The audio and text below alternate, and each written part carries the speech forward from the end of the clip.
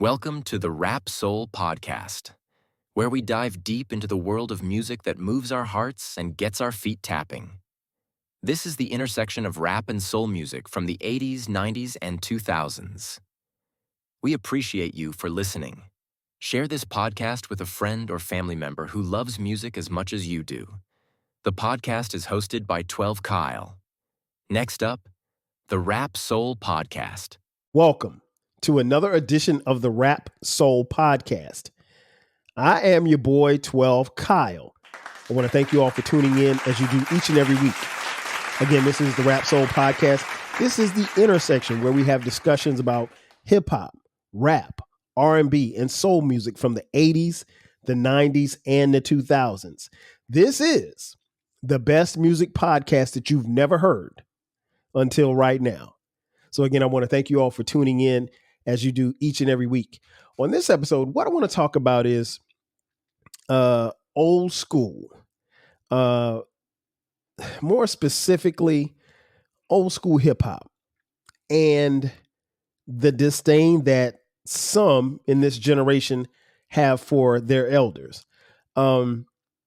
Recently, I was having a conversation with a good friend of mine. You guys know him if you follow me and follow the podcast. King Germ from Podden Saved Our Marriage. Make sure you check them out. He and his wife do a podcast called Podden Saved Our Marriage, and they drop new episodes every Friday. Good friend of the show. This is my boy. We talk, almost daily, right? And Germ and I were on the phone, and he mentioned something about, telling some old rapper, and I'm paraphrasing him here, to just go sit down somewhere. And I asked Germ, I said, well, Germ, why would you say that, that particular rapper needs to sit down? And he's like, because they're old and nobody's trying to hear what he or she is trying to say. And I reminded him that, just because they were older in hip hop, if you will, didn't mean that they couldn't put out music or anything like that. And so Germ and I were going back and forth, very healthy, friendly conversation about, ageism and should, hip hop artists continue past a certain age. Now, we never established a particular age in which he thinks that they should stop making music. But it got me to thinking. And I told him, I said, I'm going to do an episode on that because I totally disagree with that. And I want to take it back to a verse from one Chris Parker, a.k.a. KRS-One. The song is titled I'm Still Number One. And this song came out in 1988. In my opinion, the greatest year in hip hop. And it goes as follows, quote, rap is still an art and no one's from the old school because rap is still a brand new tool. I say no one's from the old school because rap on a whole isn't even 20 years old. 50 years down the line, you can start this because we'll be the old school artists. And even in that time, I'll say a rhyme, a brand new style that's ruthless and wild. Running around, spending money, having fun, because even then, I'm still number one. Close quote. Now, I wanted to read that because here's where I think his lyrics play into this discussion. He wrote that in 1988, right? And at the time of this recording, it's 2025. At the time, hip hop was relatively young. As many of you know, hip hop was originated in 1973 in the Boogie Down Bronx. Shout out to the great Kool Herc, the godfather, if you will, of hip hop. And KRS-One was speaking from a place where in 1988, he was basically a new school artist. But he said 50 years from now, we'll still be doing raps. And in, 2022? 2023, rap celebrated its 50th year of existence. And what he was speaking about actually has come to fruition because it was then and now is 50 years down the line. And where are we when it comes to rap? A lot of rappers from KRS-One's era in 1988, what I would call the golden age of hip hop, the golden era of hip hop, they're still rapping. You look at some of his contemporaries like LL Cool J, Curtis Blow, Run DMC, Salt and Pepper. They're all still performing. Now, they may not be making albums, but they're still performing. And I think that's important because it speaks to what he was saying at the time. And here's the thing that I wanted to impress upon Germ. There's still an audience for these artists. These are legendary acts. I mean, you take someone like a KRS-One or LL Cool J for that matter. LL Cool J is one of the greatest artists in hip hop history. Along with his ability to act and move into movies and TV and Hollywood and everything, he stretched out a career that there are several generations that know LL from TV and don't know him as a rapper. And they don't know that this 50-something-year-old guy will, still get on a microphone and tear you and rip you to shreds and still can rap. I mean, he dropped an album last year and the album was dope as hell. And he hasn't lost a step at all lyrically. But these legacy acts, I think, are to be treasured. The thing that I tried to impress upon Germ is that you have to understand that when you started where they start from, there was no idea or thought that hip hop would take it this far, to quote Biggie. By and large, a lot of them weren't getting paid a bunch of money. So rap was more or less about the skill. It wasn't about how much you could make, or it was about getting your song played on the radio. It was about getting props, and it was about getting girls. It wasn't until the next generation in the early 90s of hip hop where we started to see money, what I call the silver age of hip hop. That's where the money came in. But, some of these legacy artists like LL and KRS-One, when they started out, they weren't making a bunch of money. And quite frankly, it didn't really matter to them because they didn't get into rap for money. They didn't get into rap because of the quote unquote prestige, because at that particular time, there really wasn't a lot of prestige, when you compare it to other genres of music. And at that particular time, society was just coming around at the point of even acknowledging the fact that rap was an art form. 1988 was the first year that the Grammys actually recognized rap as an art form. Listen, they weren't even calling it hip hop then. It was just rap. And it was something that was supposed to be a fad. It was something that was supposed to go away. It was something that was supposed to be just like breakdancing or disco. It was going to be here today, gone tomorrow, right? Well, that never happened. And so these legacy acts not only help build the foundation of hip hop, but it helped stand the test of time. And I think that's very important. And the thing that I tried to tell Germ was that, in saying that, I would never tell a legacy act to go sit down somewhere, because they have a message and most of them have music. They have some have a bigger catalog that they can perform. But if you take someone like one of my favorite MCs, the guy who I think is the God MC, the greatest lyricist of all time, Rakim. Rakim, he doesn't have to make new music. He has here recently, and it's pretty good. It is pretty good. But Rakim really could do a tour on his first 3 albums, because the 4th album to me wasn't that good. But hey, some people like Don't Sweat the Technique. I didn't like it. But Paid in Full, Let the Rhythm Hit 'Em, and what's the second album? Follow the Leader. All 3 of those albums are phenomenal. Now, where you rank them in hip hop history, it's irrelevant to me. But Eric B. and Rakim, or Rakim specifically, is a legacy act. And I think it would be disingenuous to tell Rakim to go sit down somewhere, because he has a lot to offer. And little do you know that there are some young aspiring MCs or some young fans who may not know who the hell he is, but if they sit and listen, they'll be able to get something from him and his music. And the great thing I think about that music, and for a lot of these acts like Rakim and LL and Big Daddy Kane, is that their music still doesn't sound dated at all. Slick Rick, same.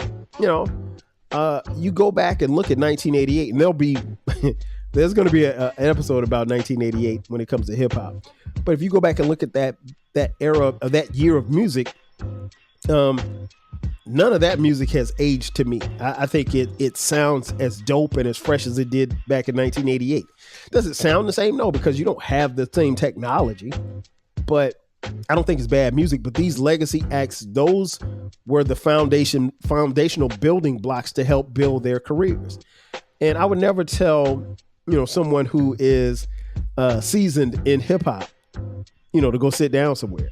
One of the things that I find it very comical is to hear the younger generation, not all, but some, the younger generation use the word old as if it's a diss word. Let me tell you something. I'm going to share with you a little secret. And if you're watching on YouTube, thank you for watching. I'm going to lean in as I say this. The goal is to get old. I don't know if you know that or not, but because we're all living, breathing human creatures, if you don't get old, then you perish. Every living thing gets old. Today, you're as old as you've ever been today. Doesn't matter if you're 25, 55, or 75. Today is the oldest day that you've been. And so you got to respect legacy acts. So it was funny, a very good conversation to have with King Germ. And, it led me to the next. If you want a podcast where culture, conversation, and life collide, where you get insightful commentary, engaging discussions, and a fresh perspective on everything, then you need to listen to the 12 Kyle podcast, hosted by the one and only, yours truly, 12 Kyle, a voice that you know and trust. This podcast will bring you thought-provoking moments, compelling stories, and a whole lot of fun.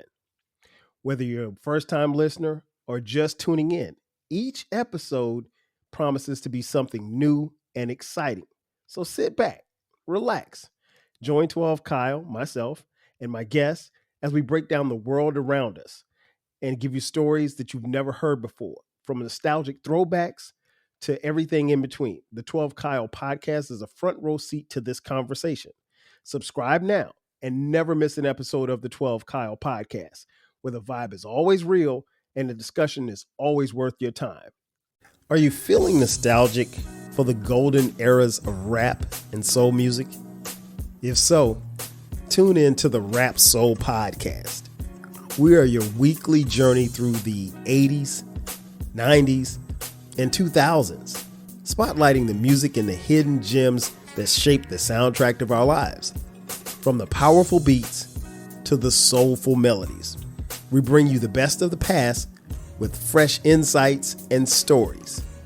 Rediscover the music that defined a generation. Subscribe to the Rap Soul podcast and enjoy the vibes. Point I want to make, which is today's artists.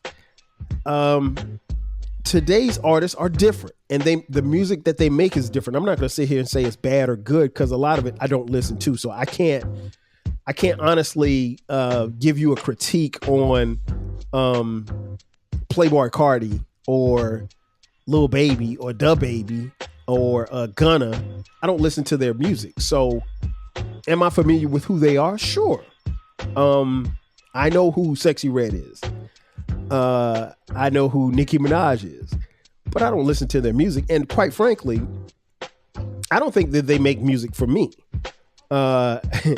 Again, that's not anything bad about them. I wouldn't say anything disparaging about them or their talents or lack thereof, because I'm not invested in their music. But the thing that I like to tell people is that when you look at today's artists, the question is, what will their longevity be? And how much longevity will they have? If you take a look at today's artists, you have to ask yourself, will this artist be able to perform this music 20 years from now? That's the question. And for a lot of them, I don't know. And it's not because the music isn't good, but when you get to certain points in life, you know, some of that stuff that you grew up on as a child is just not the same, and it doesn't hit the same or feel the same as you get older. Case in point, in 1989, yeah, I was probably, I'm not going to say probably, I was listening to 2 Live Crew and Luke Skywalker. I love those guys. I can't tell you the last time I sat and listened to a Luke record. In fact, I can tell you because I did an album review on the flagship station, the 12 Kyle podcast. I did an album review this time last year. And so I had to go back and listen to the album, As Nasty as They Want to Be by 2 Live Crew and Luke Skywalker. And as I listened to the album, I remember why I liked it when I was 15. But at 52, don't hit the same. But that's not to say that, you know, Uncle Luke and 2 Live Crew could sell out an arena. They probably couldn't sell it out themselves, but they could be a part of a tour or something like that, and people would enjoy the music. But today's artists, I'm not so sure. I mean, like, you have artists like Drake, Kendrick, J. Cole, which I think these guys are really, really good. I think Kendrick, Lamar, and Drake and J. Cole probably are the top 3, not in that order. But I think those guys have some longevity within them. So I think, yeah, they could probably perform 20 years from now and still rock the house. I don't necessarily know that someone like Sexy Red can. And again, it's no disrespect because I don't follow her music. I've heard of a couple of songs. Not a lot of substance in the music, but again, that's subjective because here's the thing. If you're 22 right now, 20 years from now, you'll be 42. And at 22 years old, Sexy Red might impress you, or Playboy Cardi might impress you. If you hear that music 20 years from now, you might not be listening to it, or it may not hit the same because you would have gone through life changes. You would have, in a lot of ways, grown up.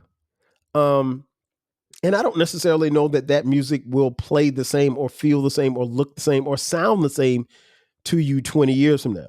20 years from now, I'll be 72 years old, right? As crazy as that sounds. But even at 72, I'm willing to bet King Germ $5. At 72 years old, I'm still going to be listening to Paid in Full. I'm still going to pop that in the CD changer or whatever we're listening to, whatever means we're going through as far as listening to the mechanisms that produce the music. I'm still going to listen to, LL. I'm still going to listen to Public Enemy. I'm still going to listen to Run DMC at 72. And, prayerfully they'll still be here, but they may be gone by then.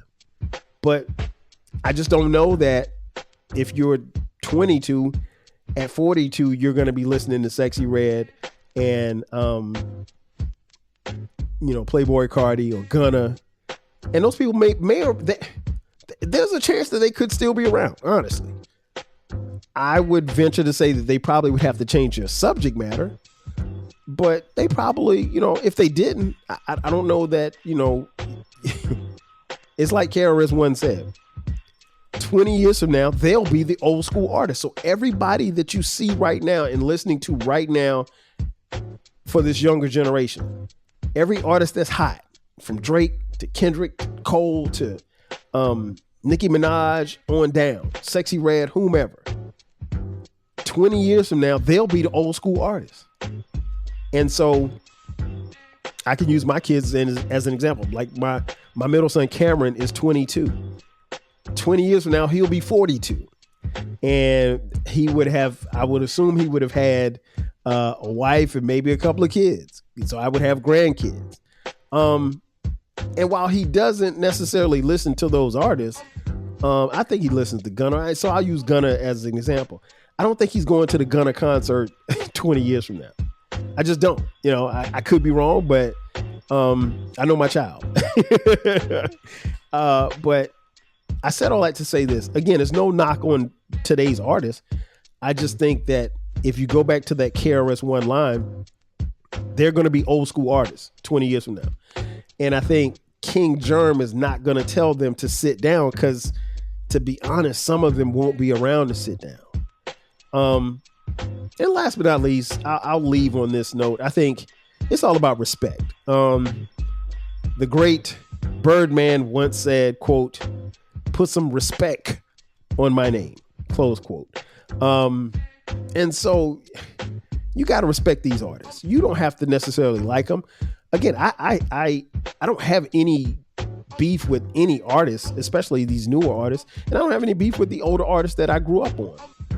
I will say this though, you have to respect their ability to go into a booth and create something that people enjoy, regardless of whether or not you enjoy it or not. And it doesn't necessarily have to be weird or whack or terrible, but just understand, if you're sitting in my position, you can say, well, hey, they just don't make music for me. And that's cool. I'm super cool with that. And again, that doesn't mean that there's a knock on it, but I respect them as artists. I don't have to like your music. And, for King Germ to tell old school artists to sit down, I don't think he dislikes old school artists' music, hip hop music. I don't think he dislikes them at all. I just think he thinks that they are in a place where they should just stop making music. And the thing that I said to Germ in that conversation, I'll share with you guys, because I'm always going to say privately, I'll say publicly what I said privately. I told Germ that day, I was like, who's in the Rolling Stones? And he was like, oh, Mick Jagger and da-da-da-da-da. And I said, the Rolling Stones still tour. And if I'm not mistaken, at the time of this recording, Mick Jagger's 70 plus years old, without looking it up. Hit your Googles, folks. So they're still touring. Nobody's telling Mick Jagger to sit his old ass down somewhere. He's still shaking his hips, being the Beast of Burden and all of the other songs. I'm sure the Police and Sting, I'm going to step out on a limb and say that they're still recording and still making music and still performing and touring. Fleetwood Mac. Shout out to Lindsey Buckingham. I'm sure that Fleetwood Mac is still performing. I just saw something the other day about, it was like these R&B singers. I think it was like Chaka Khan, Patti LaBelle, Gladys Knight, and somebody else from like the 60s and the 70s. And they're all going on tour together. And I think that's super dope. But here's the thing, Germ. Nobody tells them to sit down. So why are if we can't tell the Rolling Stones to sit down, if we don't tell Fleetwood Mac to sit down, if we don't tell Gladys Knight to sit down, if we don't tell Chaka Khan to sit down, why are we telling KRS-One, LL, Curtis Blow to sit down? Nobody, Ice-T, Chuck D, whomever. Why are we doing it? We gotta give some respect to these hip hop legends. They help pave the way for today's generation. And like KRS-One said, 50 years down the line, you'll be the old school artist. So if we're lucky to be around another 50 years, for me, I'd be 102. I don't know who's the old school artist then, because, everybody would have been gone by then, or at least, stop making music. But as long as there's an audience, I think, people should cater to their fans and continue to make music. And me personally, I just think it's crazy to sit and tell the old school to go sit down, because we were once young and now we're old and nobody's going to tell us to sit down. And if somebody tells us to sit down at our age, we're not going to listen. Same should go for the music. Ladies and gentlemen, that's going to do it for me. Thanks again for checking out this edition of the Rap Soul Podcast. Be sure to subscribe to the podcast. You can find the podcast wherever you get podcasts. We're on YouTube. Thank you for watching on YouTube. If you're watching there, leave comments. Let us know what you think. We're on all social media platforms. We're on TikTok as well, so we post there as well. And if you'd like to contribute to the podcast financially, hit us up on Cash App, $TWELVE. KYLE. Don't forget about our sister station, the parent company, if you will, the 12 Kyle podcast. We drop new episodes on that podcast every Thursday and every Sunday at midnight. And you can find the 12 Kyle podcast wherever you're listening to this one right here. Again, that's going to do it for me. I am your boy 12 Kyle. Thanks again for checking out the Rap Soul Podcast. Again, this is the intersection where we have discussions about music, hip hop, R&B, everything from the 80s, the 90s, and the 2000s. This is the best music podcast that you've ever heard. Once again, I'm your boy 12 Kyle. I'll catch you guys next time. 5000. Thank you for listening. This concludes the episode. Be sure to subscribe to the Rap Soul podcast. You can find the podcast wherever you get your podcasts. Follow the podcast on social media. And feel free to continue this discussion on our Reddit page. More importantly, share this podcast with a friend or family member who loves music as much as you do. Until next time, 5000.